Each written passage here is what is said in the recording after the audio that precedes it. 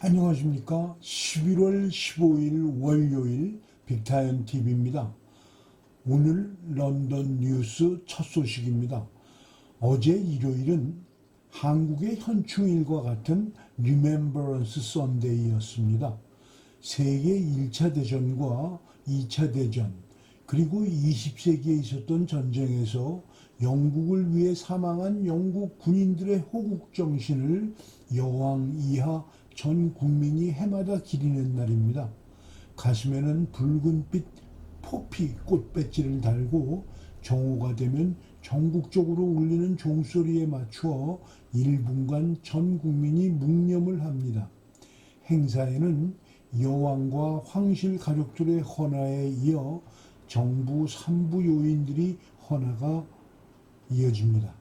대부분 텔레비전들은 행사를 중계합니다. 다른 말로 아머스티스 데이, 베터런스 데이라고도 부릅니다. 아머스티스 데이 개념은 세계 1차 대전이 11월 11일에 독일과 평화협정을 맺고 종전이 되었기 때문에 시작된 것이고요. 리멤버런스 데이는 11월 11일에 끝난 전쟁을 기억하자는 의미에서 불리우기 시작한 말입니다.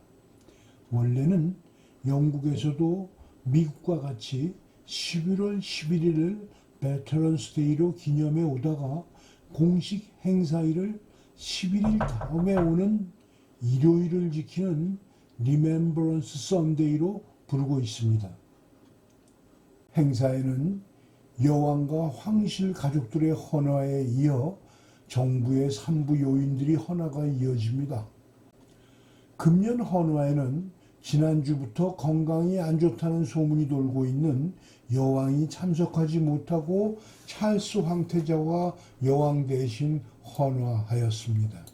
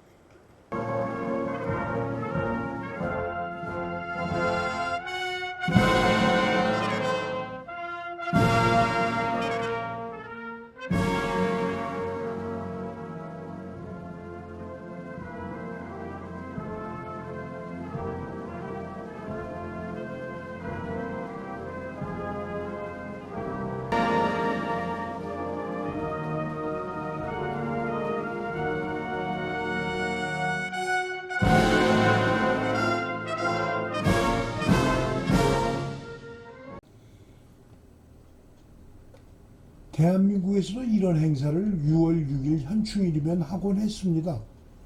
언제부터인가 우리는 이런 가슴 벅차고 아름다운 행사를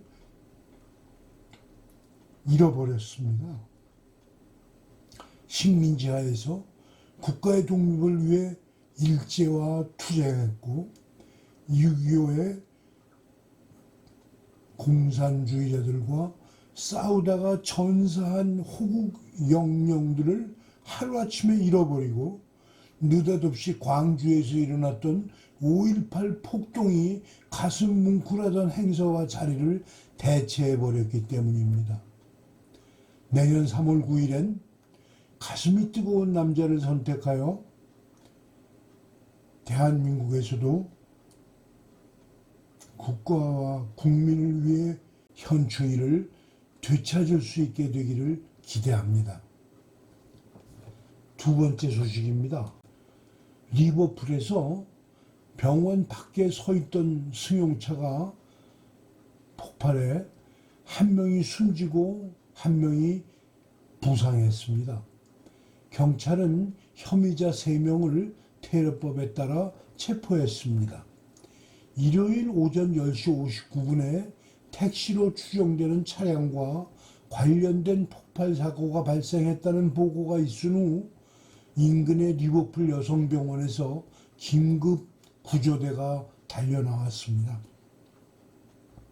경찰은 아직 폭발 혐의자들을 테러리스트로 선언하지는 않았지만 한국의 현충일 같은 베테랑스 데이의 참배를 위해 전국이 잠잠해진 상황에서 발생한 고의적인 폭발이어서 테러범의 소행으로 보고 수사하고 있습니다.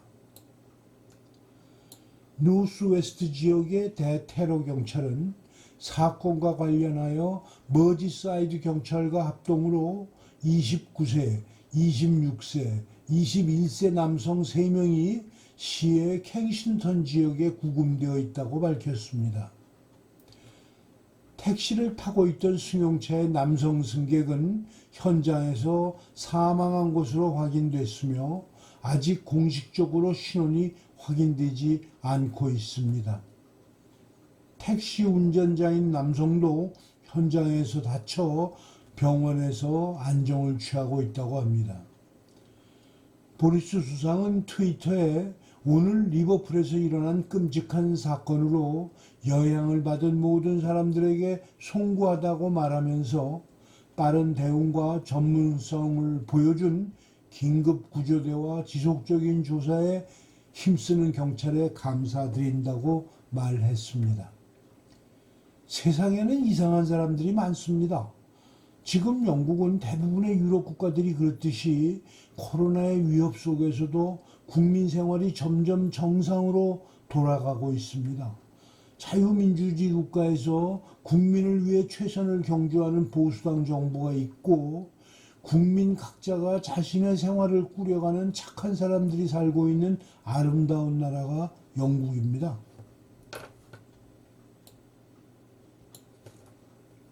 남의 재물이 탐나서 도둑질을 하거나 강도짓하는 것까지도 이해할 수 있습니다. 왜 이런 테러범들이 무슨 목적으로 이런 사고를 일으키는 걸까요? 결국은 자신들도 감옥밖에 갈 곳이 없는데 말입니다. 오늘 방송을 마치겠습니다. 태극기 시민 여러분, 이번 한 주도 주사파와 싸워주십시오. 시청해 주셔서 감사합니다.